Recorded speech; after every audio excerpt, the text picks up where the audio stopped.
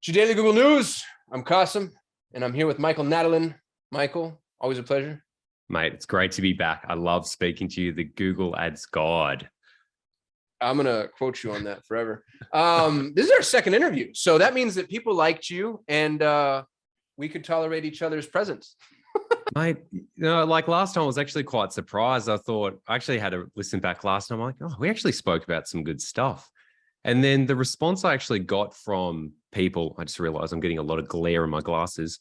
I got hundreds of people adding me on LinkedIn just from that interview, had like really positive response. So I think like people enjoyed it. And I just want to make sure that when we have our chat today, we just kind of like really throw an atom bomb of like value to them. So get ready, guys. It's going to be good. Yeah. So the last video, if you didn't see it, check it out. I'll make sure to include it in the description of this video. That one had 3,100 views, which is a lot for my channel. Like I think if I get 1,000 views on a video, I know that I did something right. So that one obviously popped off pretty well. I did promote it a bit. I just posted a few times on LinkedIn and on Instagram. So I think I got a bit of my audience. Yeah. My audience to have a look at it, mate. So, but I'll say that you've got a pretty big channel now. You're nearly at 10K, which is we're about to fucking amazing. Good work, man. I mean, for a niche like ours, that's not I didn't know if we would quite make it that far, but I'm pretty happy about it. Mate, you're posting regularly. You're posting like really high quality in terms of content videos. Like I know I watch them regularly. All the other Google Ads specialists always come to your videos for like the most up-to-date stuff, because a lot of the stuff in the market now, being at trainings, is very antiquated because it's based on stuff that was working a year ago, 2 years ago. And like a lot of those gurus aren't actually up to date or still running an agency. So they're still talking about tactics and strategies from like 5 or 10 years ago, which to an extent kind of work. But, if you're up against killers like you and me, you're fucked. Sorry about my language. Kind of the thing too, is like, it really got to a point to where, I mean, you used to be able to, as a business owner, you used to be able to run your own Google Ads 2 years ago for sure. And then, like it started to just narrow down and narrow down and narrow down. And then I look at what's involved from a strategy perspective. Take technical implementation, put it aside. Just from a strategy perspective, I think it's damn near impossible. And I've always been afraid to say that because I own an agency. So I never wanted to tell people like, oh, you can't do this yourself. I actually wanted to be the opposite. I wanted to say, hey, you can do this yourself. Here's how. And then once you get past a certain point, come hire me. But now I'm kind of like, I don't even think you should do this yourself. Like, mate, it's just too hard. I was reflecting on this yesterday just because of especially the changes in the market. And I actually took a note. I just want to say, like, Google Ads has an extremely low margin for error and is unforgiving. Like, you make one small change, you've spent thousands of dollars. And especially like on some of the clients that you and I manage, like bigger clients, you make a small keyword issue, like change the match for some reason or the settings off, you could spend 5, 10K on nothing. Easy. And if you're not on that like a hawk, or you don't have like tracking or dashboards to really be on top of that, like you're cooked. And like, I sent you a few ideas of things we could chat about. Like I hit up a few mates, agency owners, marketing managers before this, and most of them were saying like, what are the biggest mistakes you see in an accounts? And like, now it's like, well, everything, because like, if you're not like a really sophisticated Google Ads advertiser, you're not going to know all the small things, and all the small things are the stuff that you talk about, or the stuff that, our agencies actually implement. Like people go, oh, what are the things I need to do? And it's like, dude, like it's asking a surgeon, like, what do you need to do? It's like, there's so many small things that there's not like everyone's looking for the big thing, but there's like 100 small things, and you mess one up and that's everything gone. So like there is such a low margin for error, I've noticed, which I'm presuming you agree with as well. So I was on a sales call this morning with a gal. Hopefully she never watches this video because I flat out turned down her work. Yeah. I don't end up on a lot of those calls, but this one, Mike, who runs our customer intake, he was kind of on the fence and he was like, hey man, can you just come up, give a heart check? And the first thing she says to me, or one of the first things is, hey, if I hire you, I want to know that you're not going to make any mistakes. And I was like, no, I'm going to make all the mistakes. I'm just going to make them more efficiently than you are. Yeah. But like those folks that like really want to know, like, oh, you're going to do this perfectly the first time. No, that's not how Google Ads works. Like, I'm not going to make technical errors, but we don't know until we test. And that's no matter how many times I say that, because it's dude. I mean, I feel like I'm a broken record. You know, like, oh, you have to test. There's no guarantees, whatever. But then I end up on the phone with somebody who's like, oh, I've watched all your videos. How long is this going to take? And I'm like, well, clearly you haven't watched any of my videos because I have no idea. Well, there's there's an issue there that if you really could do that, you'd be a billionaire. You'd have every client in the world. I've said that so many times. And I was you'd like, be if laughing. I knew that, I'd be a much wealthier human. I wouldn't and you'd be like running a business that wasn't advertising. But the other, like the other part of that is people are being marketed with like the proven strategy, this and this, like everything's going to work. So then when they actually come to an expert and an industry leader like yourself, they expect to get that, like you to be like, yeah, it's going to work. But like, then you're honest with them. It's like going to like the top surgeons. I keep saying surgeons because it's relevant. And like, you've got like a basically horrible what we do is something. surgery. And then they would somewhere never between say surgery and rocket science. Yeah, like they would never say to you, yeah, this will be 100% work, 100% cure. They know there's like liabilities that come with that. Like even just not even from a marketing perspective, but just like a legal perspective. Like there's no way you can ever guarantee it. You can increase the odds and it's just like, you know, reducing the downside, but there's no guarantee. Because if there was, you and I would be billionaires on a boat laughing a lot. Yeah, I'd just be buying businesses and running Google Ads for it, which we also do. Like, you know, we've gotten good enough to where it's like, all right, let's go play the equity game. But we're still also, I tell everybody, every marketer is just a failed entrepreneur.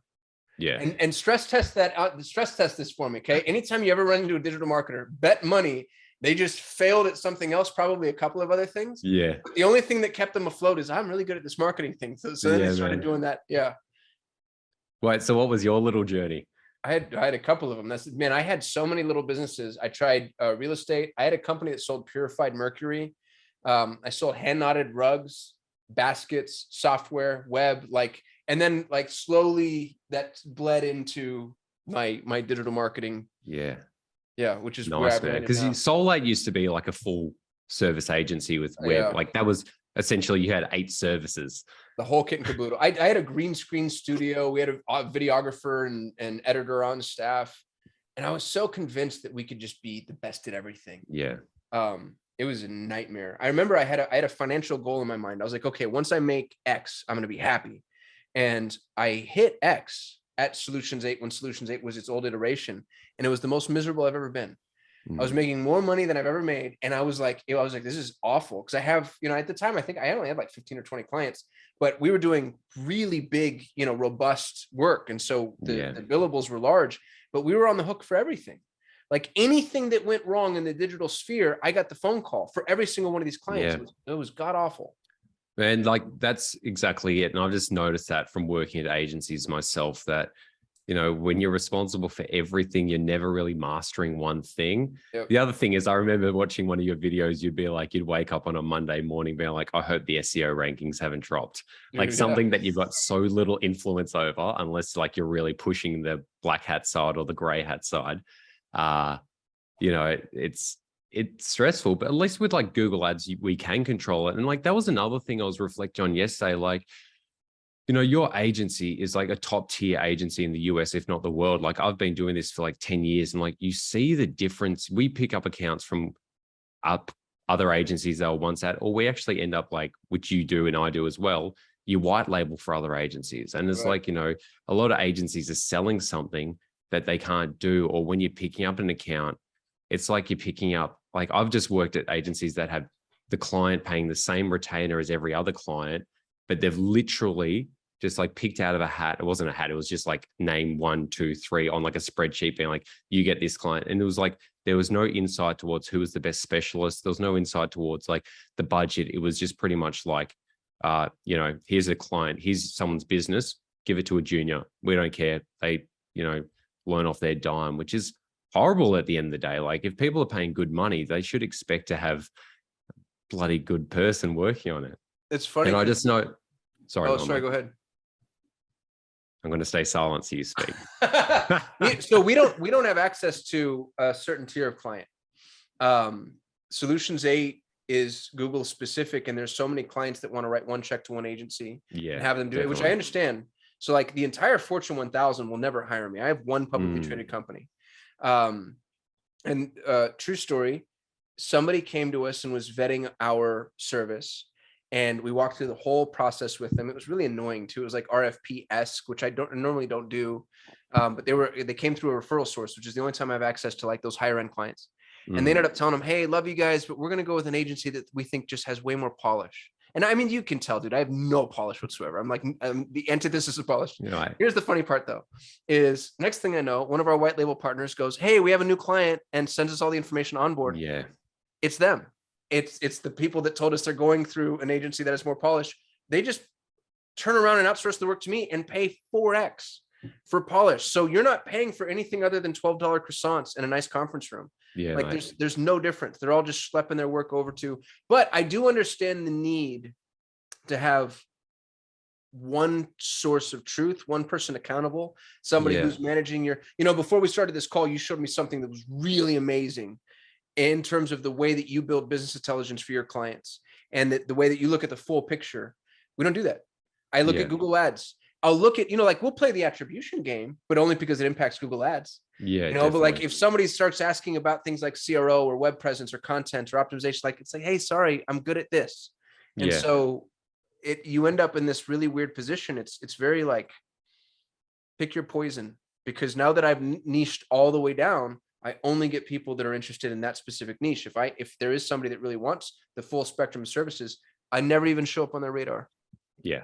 And that's what you want, mate, because you don't want to be talking or selling stuff, or at the end of the day, be responsible for things that realistically you don't want to be. Like I have people ask me about like SEO. I'm like, dude, I've never I know a bit of the fundamentals, but I've never talk about it, never sell it, never consult on it, because like I could spend that same amount of energy getting 5 new clients and making 10x the money.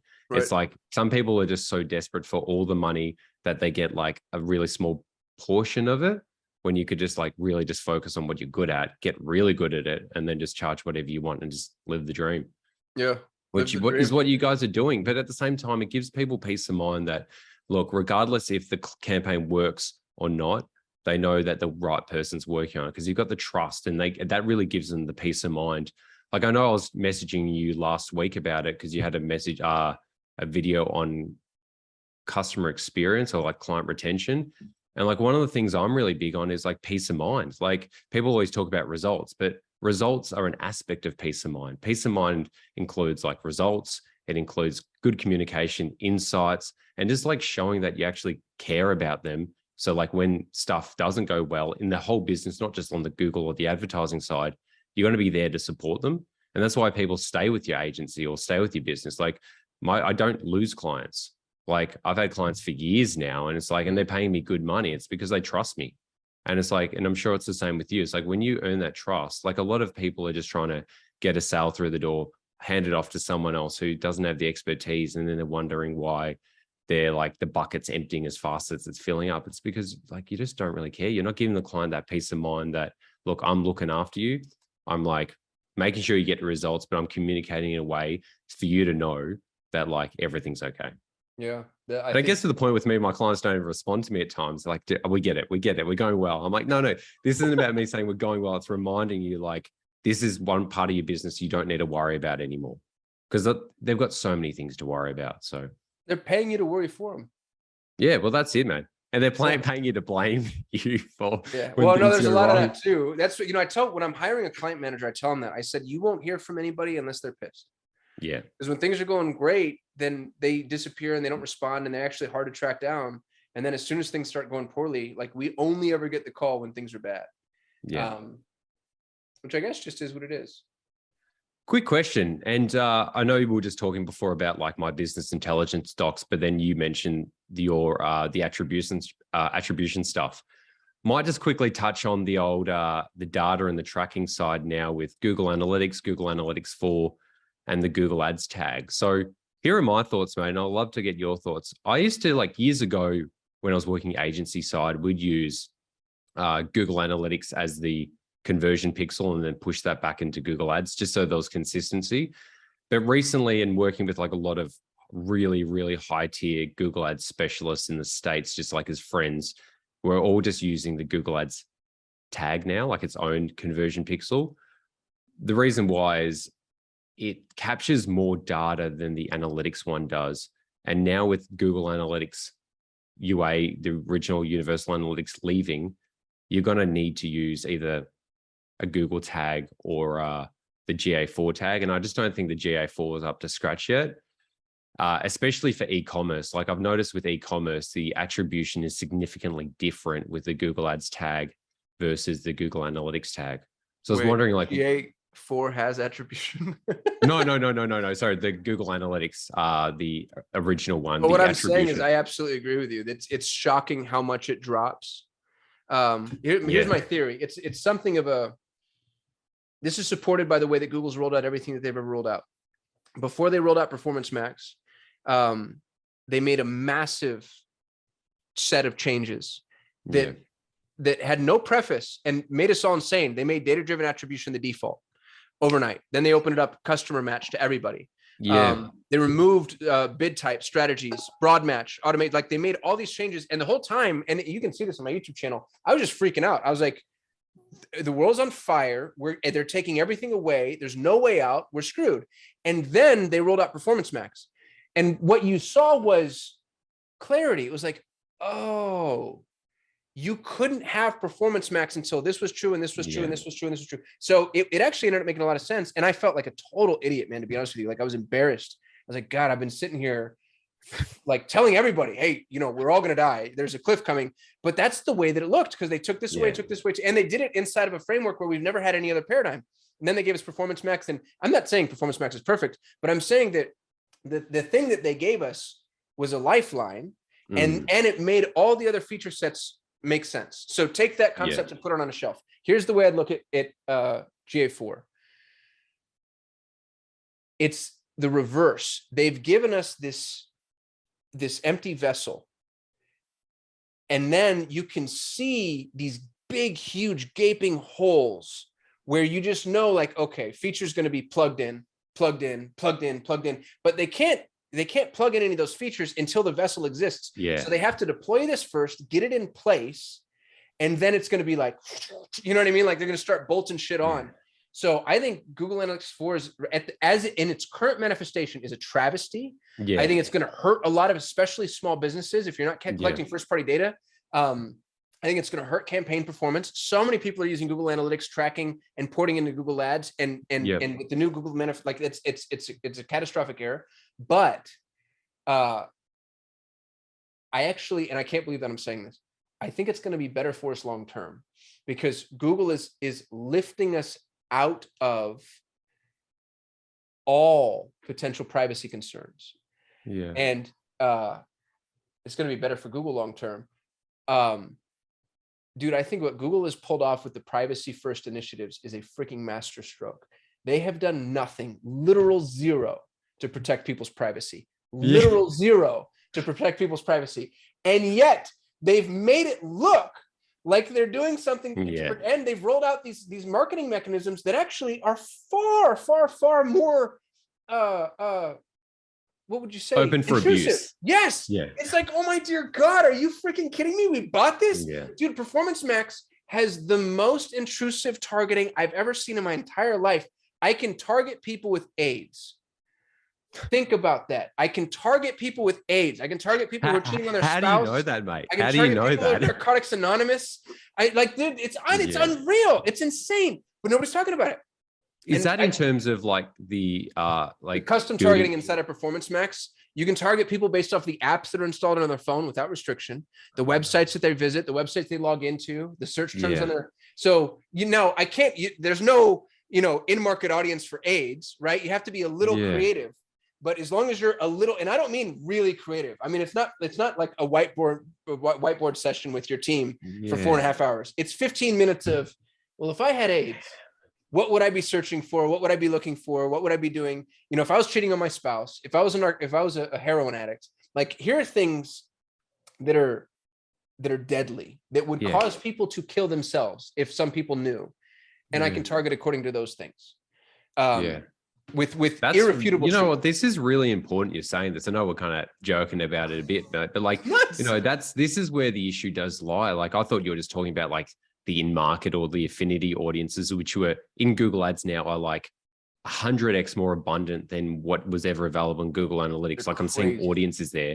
But then this next level that you're talking about, like whilst this was possible in the past, like on the display network or even YouTube, is like once you kind of put the whole machine, like you can put all your marketing assets and just target like these types of audiences, it can be quite dangerous. And like it's taking advantage of people's search, because people do go to Google as like an anonymous like voice where they can get advice from. It's like going to the doctor without actually like seeing the doctor, or it's like seeing getting advice, or seeing a psychologist without seeing them. Like a lot of people, before they actually see a doctor or a psychologist, will start Googling their symptoms. And if you're doing abusive marketing like this, it can be quite dangerous. Now, I haven't done that yet, but I might start. No, I'm not going to. I've got none of my clients in that field. But I could understand.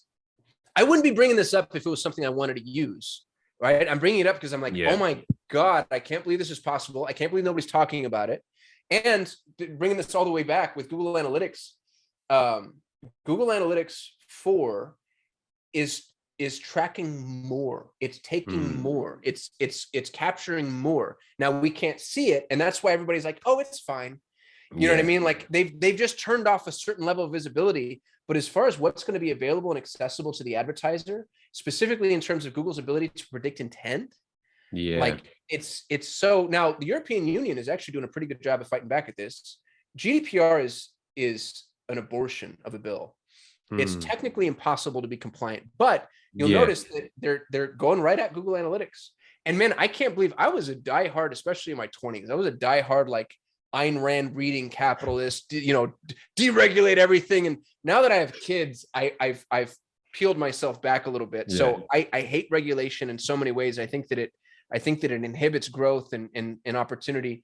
But I do see the need now, because I have a weapon in my hands, and you do too. And I see the need for us to say like, hey, maybe this should have a safety.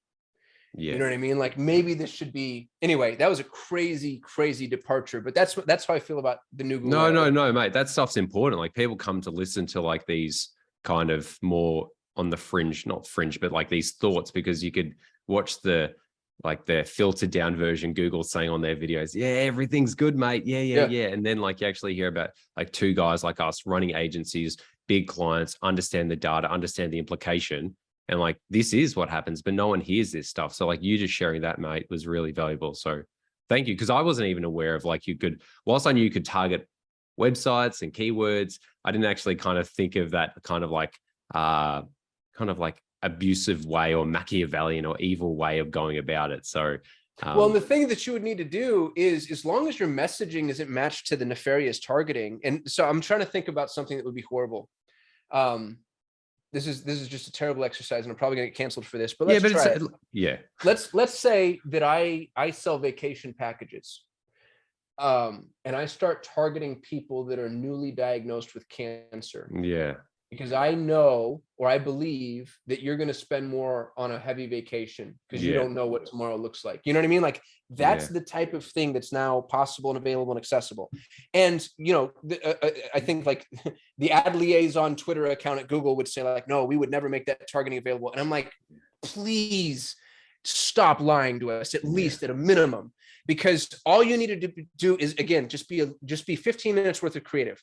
Like I'm not going to be able to go right at cancer research, but I can go one standard deviation across, and they can't stop it. There's no way that anybody could stop it. And so they can only stop it post it's happened. Like they can't stop it before it happens, because there's so many variables of how people would go about it. But then like you said, you could be targeting ads like, finally want to start living your life after the recent news you've got. And it's like none of that has a keyword. You wouldn't even need to say after the recent news. You would just say like, hey, is it time to take your dream vacation? Or, will you ever get another opportunity to go to Ireland? And saying that to me is benign. Saying that to somebody who's dying of fucking cancer, like that's but that's what we're doing. We're putting, it's just so, man, you could shift elections. You could change the way people think. You could influence, you could indoctrinate folks. I feel like you could increase and or decrease the propensity for things like strong systemic prejudice with this type of targeting and this messaging. And I don't know why there's been a congressional hearing about Facebook. We dragged Zuckerberg out and we threw him in front of the geriatric morons, and we had them answer a bunch of questions. And Google is so much stronger, so much bigger, so much more powerful. And it's like, we're all just like, all right, it's fine. Yeah, but Google still seems like an innocent, just a search engine, whilst Facebook has like, it's a social media. It's in a place where people are like engaging with, and you're putting like a lot of visual content in their face. A lot of people see Google as just Google search, not as YouTube and all these offsets. So I think that's why like there's social understanding or perceptions, just like, oh, Google, they're not that evil. You just go into a website and you write, I need a new pair of socks, and you see socks. They don't actually see like the advanced data that we've got access to really like deeply target people, especially with these new features now. And especially when you've got like the new features, like the data driven being rolled out as stock standard conversion tracking, you've got more data points now rather than just being last click. You've got like millions of data points, or it could be like up to 500,000 per user. Yeah. And it's like, that's just places that data can be abused. But it can be used well as well. Like at the end of the day, if the product you're selling for your business is good, it's a service or it's a good product, like that's why it's actually there for good. It's only for when people are trying to sell stuff that is just, not good stuff. Yeah. Well, I'm just curious where you got the 500,000 data point metric. I got that probably about 3 to 6 months ago, I think, on. And I'm not trying to play gotcha journalism, by the way. I'll share my fail point with you, and then maybe you and I can calibrate. Yeah. On the homepage of Google's YouTube advertising page, Google used to say 72 million demographic and psychographic profiling factors. I actually have a screenshot of this somewhere. So I've been saying that in every keynote presentation that I've ever given. Facebook has 55,000 demographic and psychographic profiling factors. Google has 72 million. Since then, and this might have been 2 years ago, I can't find it anywhere. It's been stripped. And I think Google realized, like, maybe we shouldn't say that. Like, maybe we shouldn't like tip our hat. So I've seen some like obscure references to it in other back alley articles, but Google's cleaned it. And, outside of like one screenshot I have that could, somebody could accuse me of photoshopping if they wanted to. I can't find it. So I don't know if it's 72 million. I don't know if it's 500,000. I don't know what their profiling looks like. Yeah, I think 500,000 was based on like a basic search, like a Google search. So like there's 500,000 determining factors. So when people think like their ad copy and their keyword bid is like the be all and end all, it's like, dude, that's like 2 out of like. Oh, so just in the search ad delivery catalyst. Yeah, but I know that now because of Performance Max, it's just like things aren't just search anymore. When you're layering, like even just if you got search and then you layer like an audience on it, like that just increases it like 1,000-fold. Right. Like in terms, every time you layer stuff on or you change the pixel, like the now using a Google Ads tag and doing data driven, like I don't even know, mate, but it'd be unlimited at this point. It would almost have to be, right? It's like infinite data, because and I know it almost sounds naive to say that, but I don't think it is. If you think about the impact that can happen anytime you change a measurement variable, because with that variable, new information can be created. And the minute you introduce the fact that new information can be created, now the information truly is infinite. People think about the data that we're collecting on users is like, oh, this is data that goes in an Excel file. That's not what the data is. It's if Michael drinks enough water, then, and now it's like, well, what does that mean for his exercise regimen, his diet, his travel, his shoe size, his, you know what I mean? Like how often he goes to the bathroom. Like so there's these variables that are interdependent against other unknowns. And if I can fill in and or query one of those unknowns, then I can create new data and I can append that to a prospect or a person. So it becomes 4-dimensional almost, the way that we can look at this.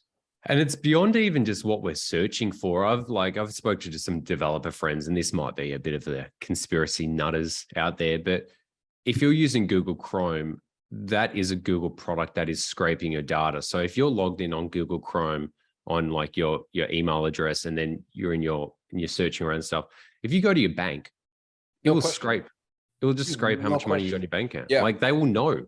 Yeah. Like they're not just getting this like, oh, what type of financial, like, when you can do the financial tiers in America, like top 10%, top 20%, they're not getting that because you're looking at like Louis Vuitton bags. They're doing it because they can scrape data from that, and they would be having third-party data input as well. Dude, so and to the point that you just made, it would be harder to build a product that didn't catalog that data. Yeah. You would actually have to go out of your way, because if you think about the way that a browser has to resolve HTML, like HTML is an in-out process, right? It's like, hey, I have to give you the information, and then you have to resolve this information, and then that information is appended to this user. You would have to go out of your way to not track that data. Yeah. And this is a organization with like effectively the stated of intent of tracking all data all the time for all reasons. The thing is, I'm just going to say this. I'm not 100% sure on that. That's not my opinion. That's what I've been told. So Google, don't come after me. But this is, this is. We're both going to end up dead tomorrow, like shot in the back of the head and throw ourselves off the. I'm too far away, man. I'm in Melbourne, Australia. So like they have to get a boat over here. Like this is the thing. Whilst we're mostly talking about Google Ads, this is the Google data set that is at the end of the day going to be used to filter into the Google Ads. So like whilst you and I and customers get to leverage it and win from it, people need to understand the importance of like how much it can actually like take away from them in terms of their free, like, and you said like it can swing elections or social prejudices. Like this data can be used in ways that whilst we'd never use it because we're just like running advertising for like businesses spending like 10K to like 500K a month, it's really not going to be like, we're not going to be using this for like political elections. So it's like, it doesn't impact us, but like a lot of people, like there are opportunities there for it to be abused. So don't do that. Yeah. That's my PSA. So I'm gonna get us back on track, and I'm the one that got us off track. So forgive me, but you've got a badass give here, this 1-page Performance Max guide. Yeah. And if you're watching this, Michael has prepared a gift for our community. I don't let anybody on the channel unless I'm like, look, you got to give something huge. And so we've got this 1-page guide, and you can download the 1-page guide by visiting the link in the description. There's no cost, right? This is a free. Nah, mate. Nah, never. But gotta give for free. Give. Yeah, give. That's I'm of the same opinion. Your approach to Performance Max is different than my approach to Performance Max. Yes. And so okay, let's put on the boxing gloves, mate. That's what I was gonna say. Like let's fight this out. And for our listeners and our watchers, because this is converted to a podcast too now. I don't know if you know that. I'll be the first one to say that nobody knows. Like what Google says to do is wrong. We know that. That's the one thing maybe we do know, is generally speaking. But then like as far as best practices, what we've done is we've gotten together with our team and said like, all right, what have we seen so far? And generally speaking, what are the rules? And I imagine you've walked through a very similar intellectual exercise. Definitely. So this is based off of what we've seen. So I'm going to start poking holes. Okay. And then you fight back. Okay. How about this? Before you poke holes, let me just start off with the problem with Performance Max is no one knows what works. The other challenge I've faced is I'm getting people asking me a lot about it. And I realized there's a lot of content out there, but like, it's kind of like, your channel, for example, you are posting so much value, but that's valuable to me as an advertiser. If you've just got the stock standard marketing manager or someone running their own e-commerce brand, it can be quite overwhelming. And like a lot of the time, it's not like your stuff's like when you do the 80-20, yours is like the top 10%, they'll get you more, but most people can't even get like that top 80 to 90%. So why I did this is not like a be all and end all. This is what I do. It's more like, if you were just trying to set this up, just do this and just like trust that this will work. And then if you need optimization, you either speak to yourself, myself, or someone else. But like, if you're just wanting to get into this without being overwhelmed with like the abundance of articles and videos, it's like, that's why I call it the 1-page guide for like beginners, because it really is just for someone who's like, I want to set this up before smart shopping's done. I just want it done in like a really simple way that I know it's set up in a way so I'm not worried or stressed about it. So I know that you and John are absolute like connoisseurs and just like maestros of like the advanced and the real granularity, which is so important for a lot of clients. But most people at the end of the day just need it set up, and they're getting caught like, oh, should I be segmenting things out? It's like, no, just set it up, follow these best practices, let it run for the time that I recommend. And then, if you need advanced segmentation or based on the data, that's when you go to the next stage. This is a good scaffolding. That's where it starts from. This isn't like what I do. This is where I start with clients, or this is what I recommend. Yeah, this is PMax 101. Yeah, definitely. That's exactly it. PMax 101 for beginners. We're operating at like 302, but this is 101. And on the guide, you say for e-com. So this isn't necessarily for lead gen. Yeah, definitely. So just out of transparency, I've only run PMax on e-commerce businesses. I've done it. It just Well, means that your life has been so much easier and better. yeah, well, 'Cause that's the it's thing, such a mate. This is nightmare for really, lead gen. yeah, that's the other thing. This is for e-commerce. I've done a little bit for like some clients on PMax for lead gen. This was in the early days. It didn't click. They were very sensitive to cost per lead. So I just had to turn it off before like it started blowing out. I know you guys use it for your clients for lead gen, but that's something. not with consistent success. Like Yeah. it's very much like we have a couple of clients where it's the most amazing thing that we've ever seen, and it's what gives us hope. But then we have clients where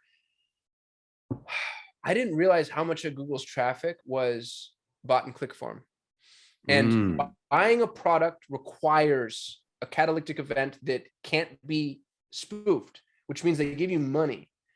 Filling out a form, scheduling an appointment, downloading a lead magnet, all that shit can be spoofed.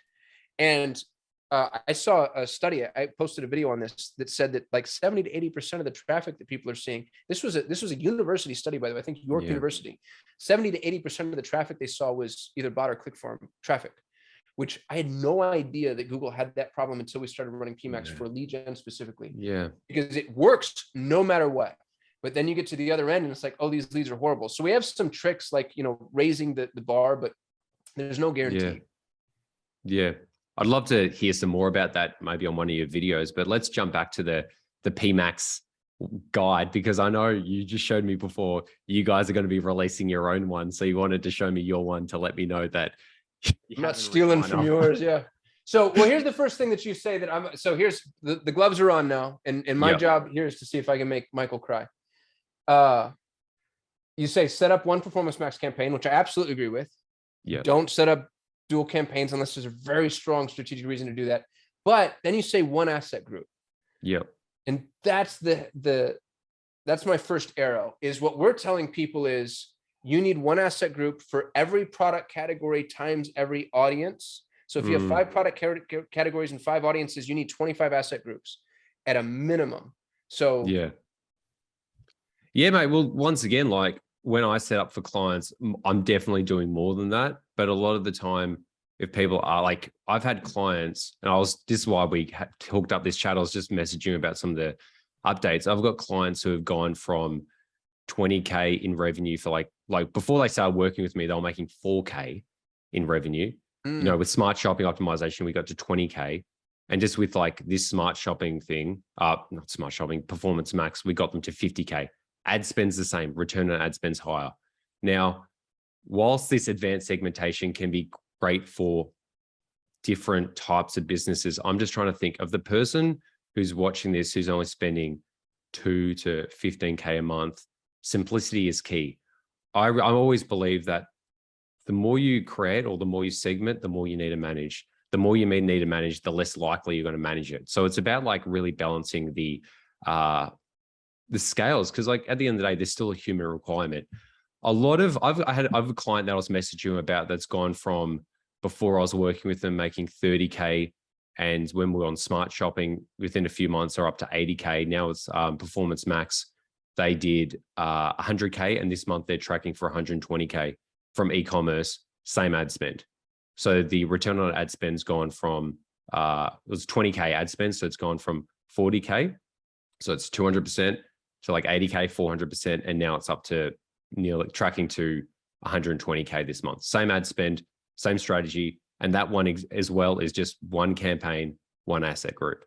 No way. So like the reason, but the thing is with that one, it's been running for about 2 to 3 months. So it has an abundance of data in there as well. Like the reason why in the section at the bottom, I say optimization is just like, leave it for like 3 to 4 weeks. I try to leave it for like 6 to 8 weeks if I can. If something's going really wrong, I'll intervene. But like I need to trust that the algorithm is working, because it always has for all of my e-commerce clients.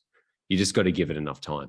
We've never seen Performance Max not work for an e-com client that had a performing campaign outside of PMax. Yeah. So out of curiosity, the client that you talked about that had one asset group, one campaign, scaled up to 120K, were they previously performing inside of smart shopping or standard shopping? Yeah, they were, but they were only getting like, a 350, 400% return on ad spend, which for them, their goal was, before we took them on, their goal was 200%. So we already doubled it. Now we've like tripled it. So it's just like, it's definitely getting more out of what's there in the market. Yeah. Now, the thing is, I any wish I insight could into tell the you new and why. returning customers, just out of curiosity, have you seen? Don't have that data. Yeah, and the reason I bring it up is because we've seen Performance Max does way better with new customer acquisition, but it's really bad at the remarketing game that Smart Shopping used to play. So that's interesting. All right, I'm going to keep going. You say high quality creative, add images and videos. Great note. Are you using the Google created videos? Have you tested those? For some clients? Like that's one of the issues with like a lot of clients is they just don't have the assets. So that's something that I need to like really start to push on them, because when you're making this much money and you're getting a great return from those Google videos, you're like, fuck, if I just had like a better video, we could have made an extra 10 or 20K this month just from like small things like that. Yeah. So most of the time it is yes. Unfortunately, I'd hate to say that as like a sophisticated marketer, but it's like, you know, that's all I can do at the moment. You know, I can't like, I'm a Google Ads guy. I'm not a videographer. No. Yeah. And I don't want to get into the creative game either. We've been testing Google's videos against the client created videos, and Google's videos are winning. Yeah, but that's the thing. It's crap. like a lot of them are going well. That's the problem. Yeah, it's just like, how is this happening? But we have clients that have like invested real money, like, you know, well into the six figures for dynamic media creation. And then we test that against Google's PowerPoint presentations, and Google's presentations are winning. I think I know why that is, but it's an interesting thing to see. Google. Why do you think it's a bit of like a pattern interrupt? Like it's so bad that people notice? No, that's maybe that could be it too. I think it's a technical issue. Actually, I think it's a distribution.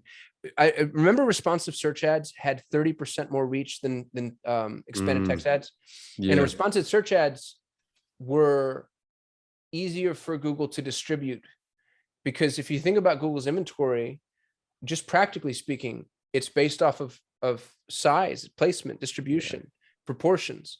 So if you give Google a video, if your video is scaled to like, 16:9 or whatever, Google can only ever put it in a 16:9 window. It can't crop, it can't edit. A Google created video can be placed literally anywhere. So if expanded text ads had 30% more reach, I think the Google created videos could have like 10x more reach. So I think it just has to do with Google's ability to place that inventory, which means as more people adopt PMax, I actually think that performance will go down because the inventory will become more sparse and more expensive. Definitely. So, yeah. Anyway, that's why like this is a lot of our results that we're achieving is also like first to market gains. Also, whilst we're also learning with the algorithm being very off, like, the smart shopping years ago was horrible. Now smart shopping's like amazing, but like everyone's capitalizing. Smart shopping's the best. Let's sunset it. Yeah. And then, so it's the same here. Like we're getting cheaper media now, which is amazing. Like media buying is more cost effective. Obviously the cost per click on like the cost for like a YouTube view or a display banner click is cheaper than a Google search. But at the same time, if it's, the data showing it, overall, the average is cheaper, which means you get higher returns. Yeah. Yeah. I've got a buddy. He's in a mastermind with me. He does personal injury attorneys. He says he's getting 50-cent cost per clicks. Yeah. I remember you saying that when the cost per click is. Let me do. If I didn't know, if he wasn't in War Room, I wouldn't believe him. I'd be like, there's no way. It's insane.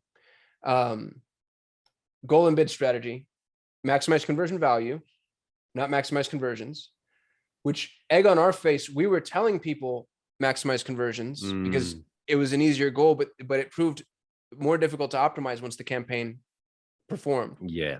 But you're saying set a target ROAS. Kind of like an asterisk there. Yeah. If I launch a campaign, this is just me. This is once again, this is for the 101 person who just needs to get something set up. I'll set up a PMax campaign to say maximize conversion value. And then I'll let that data come in for 3 to 4 weeks to benchmark it, and then I'll set it. A lot of the time, if that's not working, I'll actually usually do maximize conversions because I'm like, just get the sales. Right. Just get it. I don't care how much. Just get some data that you've got some data points on it. With the reason I just put target ROAS in there is at least you just got a bit of control there. Yeah. Like so we didn't know this. Somebody in the Google Advanced team told us that if you don't set a target ROAS, Google automatically sets it for you 200%.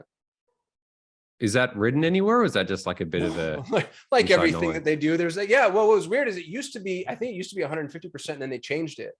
So if you don't apply a target, if you don't apply a tROAS, then Google sets a minimum of 200%. Okay. So what I like to tell people is if you like, they're, you know, especially for like consumables, heavy retention, high LTV, if you're breaking even, you're making money. So if your tROAS can be below 200%, then set it lower. But I don't like a tROAS because I feel like it limits learning. I want the machine, especially in the early stage, I want it to just go out and like figure things out. I agree there. And that's why but the other challenge is I've got some clients that we launch PMax, and it just kind of gets like a result that's like, you know, if we're getting 400%, it'll deliver like 130. I'm like, this is unacceptable. Yeah. What the so hell's like, going on I need here? to like actually go like, yo, you've got a job to do here. I'm just not letting you like do whatever you want. This is more just 101 recommendations. The thing is, you got to use your brain here. You don't put in 1,000% if you're not getting 150%. Right. I think the argument that you could make where I would concede the ground is when we don't put a tROAS, it's because we're observing a machine. We're actually planning on optimizing. If you're just building a campaign to play, set it and forget it because you are building your very first PMax campaign, then a tROAS is going to protect you from some pretty expensive mistakes. Yeah, exactly. And this is, once again, this is for the business owner, marketing manager who just needs to do it themselves. Like this is like the dummy's guide to just setting up a PMax campaign, like click, click, click, click, click. Okay, I'm done. I can just chill. I've set my budget, get on with it. Well, dude, so the value bombs you drop for the ad creative, I think are freaking awesome. This is, I'm probably going to go share this. Oh yeah. And so the other thing about ad creative is like my partner, she's an outstanding designer. She helps me with this stuff. Like you've got to invest in like good creative now. And you do want your assets to stand out because like, you know, if you don't have high vibrant, that's in the next part down, but I'm just talking about that because you mentioned about the ad creative, high intent creative will be what stands out. So you just can't be like, oh, I've done all these settings and just upload a few photos. You really need to make sure that the creative you're inputting to the machine is actually great because that's what the human sees. That's what the human clicks on. Some of this stuff you're putting in for Google, some of it you actually got to put in for the human at the end of the day. For the people. We're having a hard time with clients that don't have lifestyle images for that reason. Yeah. You know, a product image is a sterile product image. You want a person using the product. That's great. Last section, optimization. I love, don't make any changes for 3 to 4 weeks. We didn't talk about the middle section, creative, copy, and signals. I got the creative. Oh, I was looking at all 3 of those. Those are creative bullets.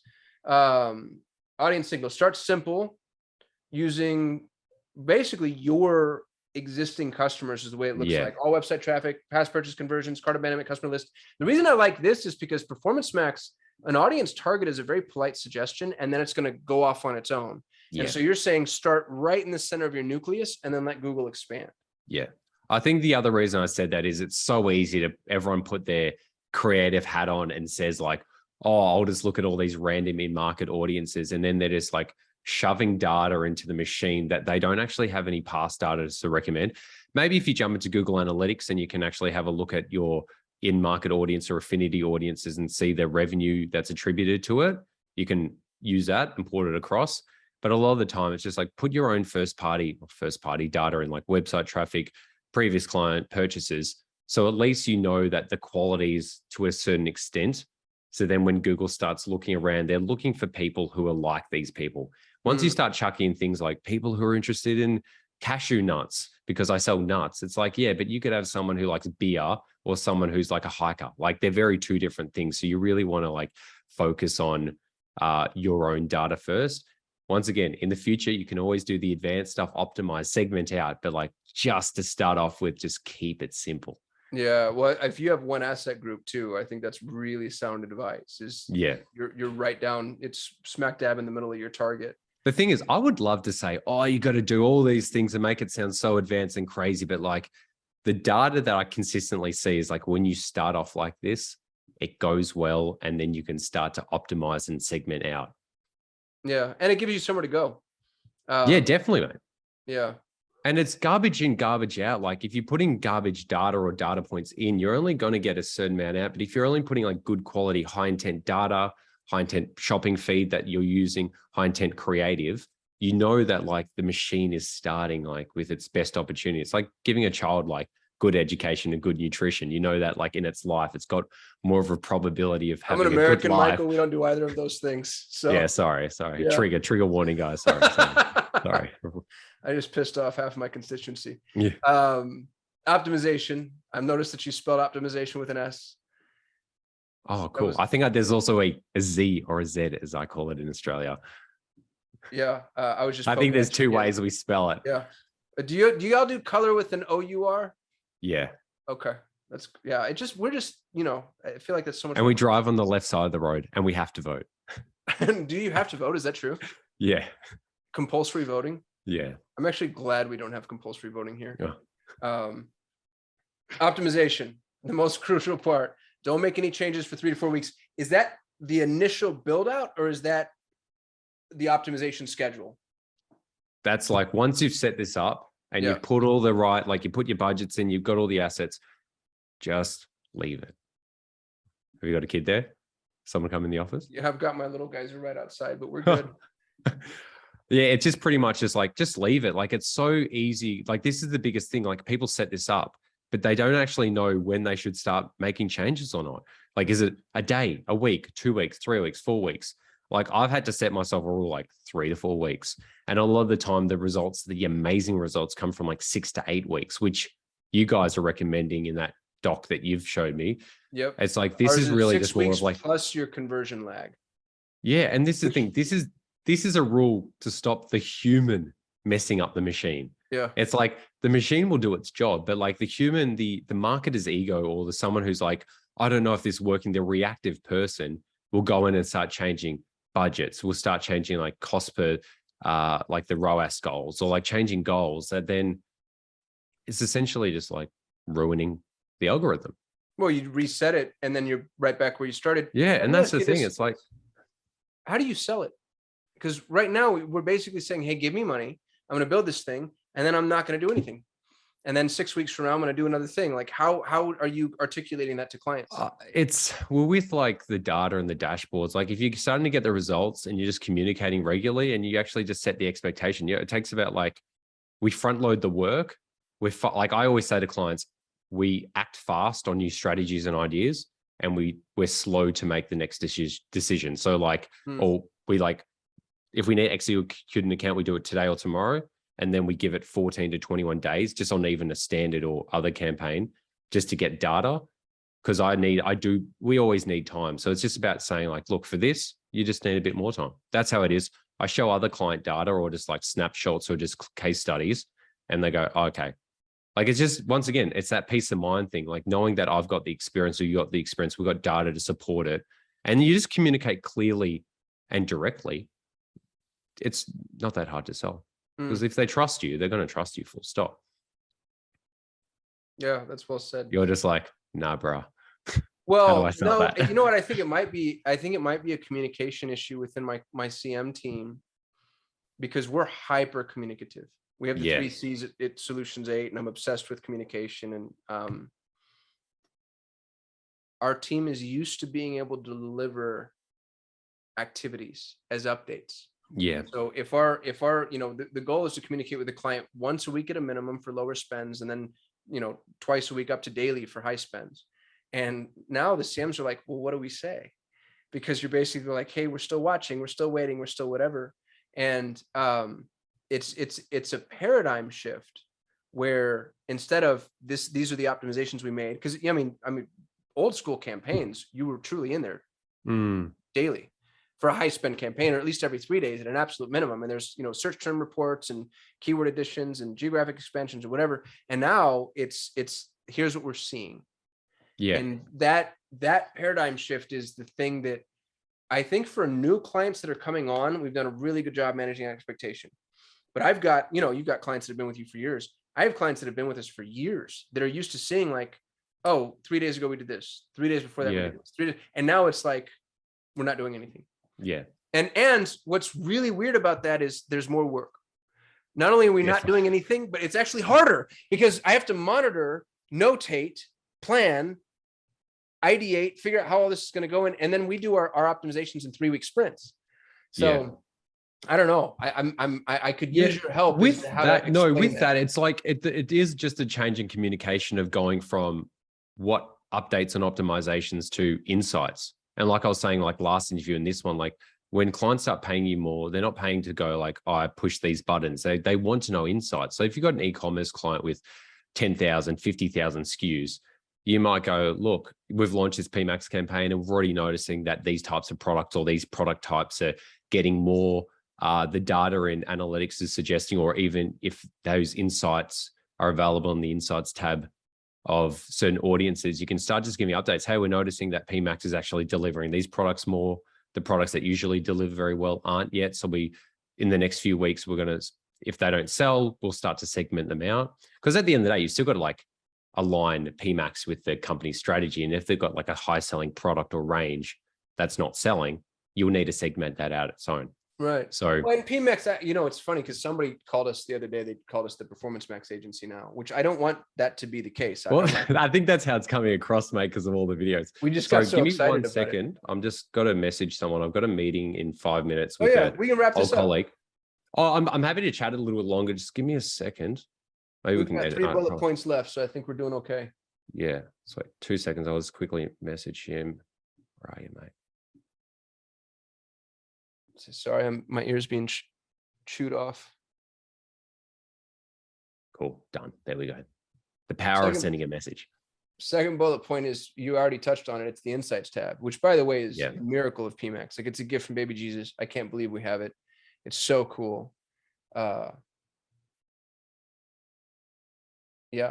Yeah, like I've found when we get to the advanced side of like the optimization or segmenting out, I might even just have a catch-all products and then just segment out based on one audience or in market that they've recommended. And let's just say I've got a client that's getting 450% ROAS or 500%. If I segment this out based on like a month's worth of 2 months worth of like insight data, that audience, when it's split out, will actually get to 600 or 700%. So that's when the segmentation works really well. It's like when you've got like this one data source, one asset group getting like your high quality data coming in, running for a while.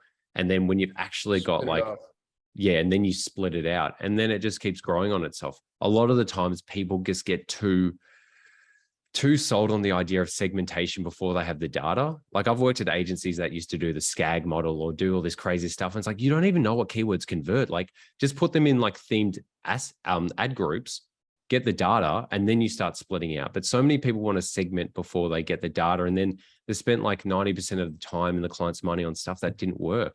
Yeah. And then at the end of the day, Google doesn't want to serve like segmented out stuff from the start. Yeah, that's an interesting insight. I feel like Google's blue sky is exactly what you're saying, is that we would launch a campaign unencumbered, no targeting, and then just follow their insights. Yeah. And then, so step 3 is expansion is in market audiences.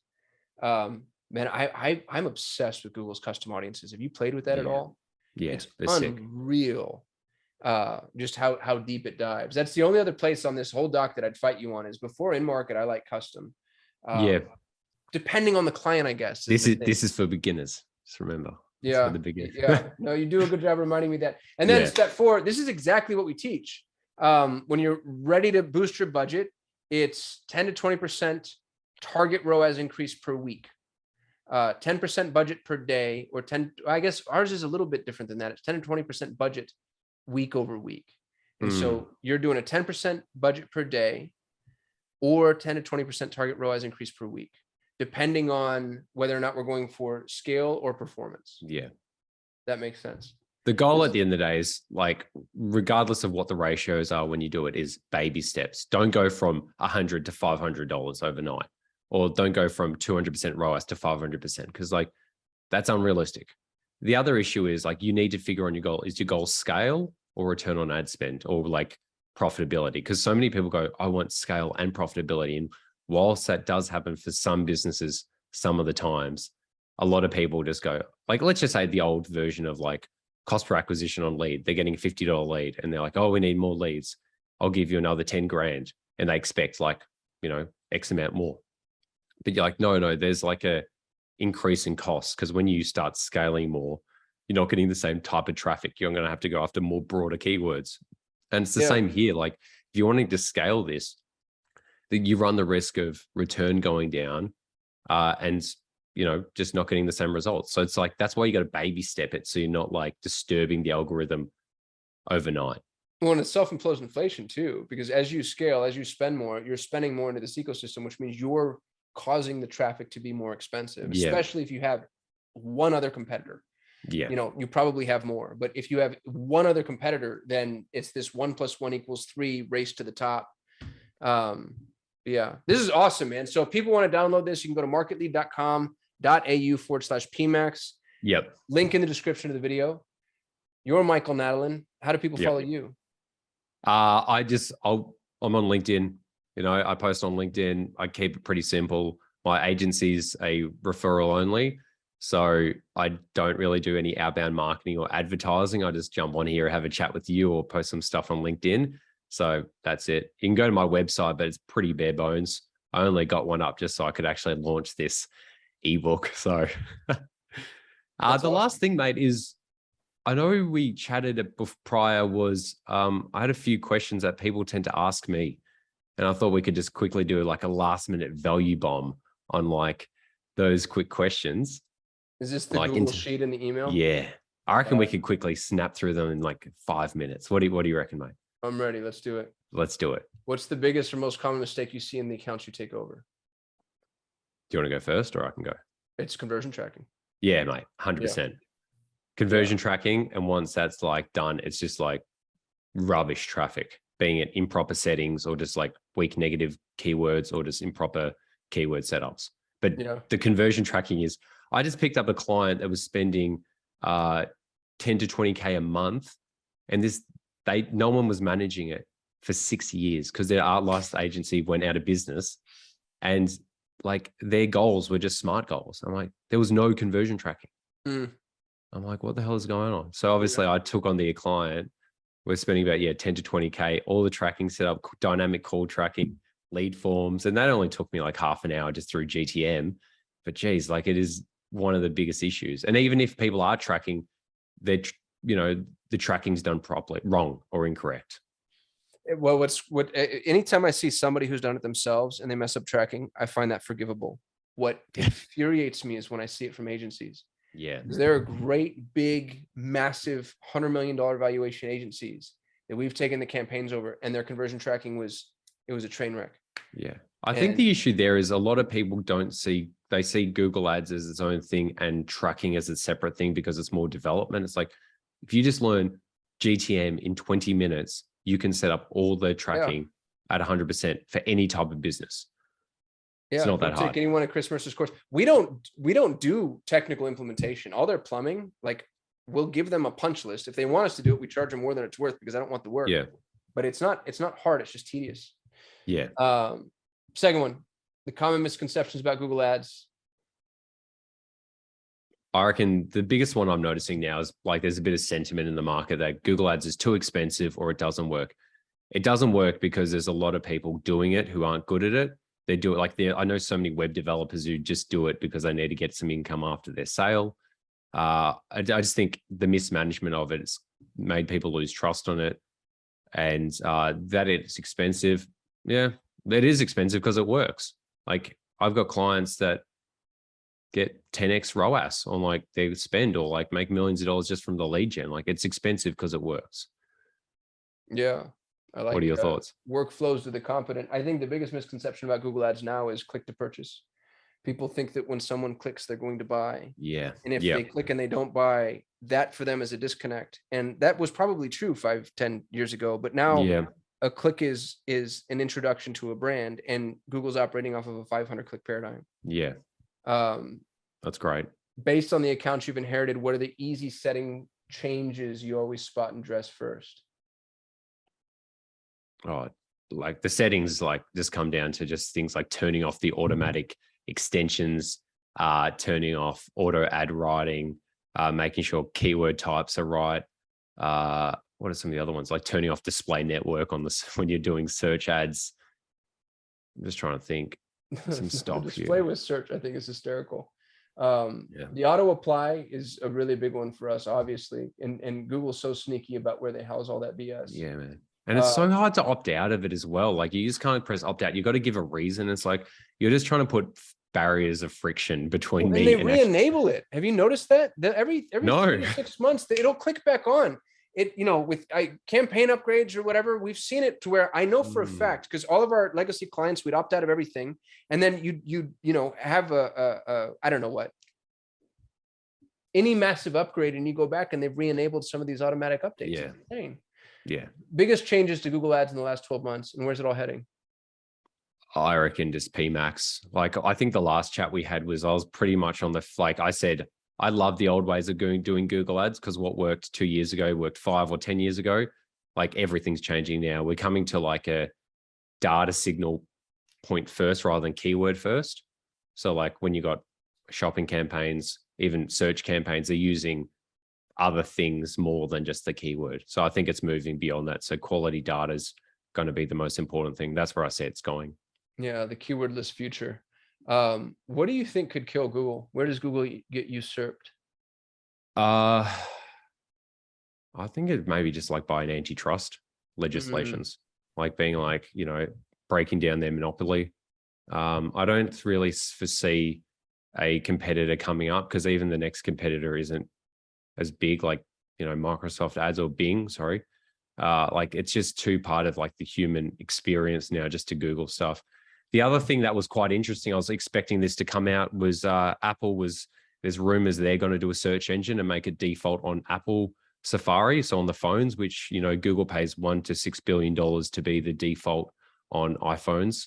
So potentially Apple could come out with their search engine that could, if they're half the world's phones, that's half the market that's been robbed from them. And then especially with like Apple, like really doubling down on data privacy, it might like really rob Google from that data that's, everyone's been able to capitalize on. Yeah. The Apple search engine is going to be interesting. I've been betting on Apple rolling out their own ad network forever, and they haven't done it yet. Yeah, they will, mate. Yeah, I have no doubt. I've got time for one more, and then I've got daddy duty. You pick. Which one's your favorite? Mate, you pick one. It's yours choice. You talk about YouTube ads. What industries does it work well for? And when it doesn't, when have you got it to work? And I'm asking because YouTube ads they're the thing that make the least sense for me in Google ads. Yeah. In terms of like predictability and reliability. You know what I mean? Like it's always, generally I've got a pretty good sense as to like, oh, okay, I think this client's going to work with any other campaign type. And YouTube is always, if I'm surprised or just knocked off my horse, it's always YouTube.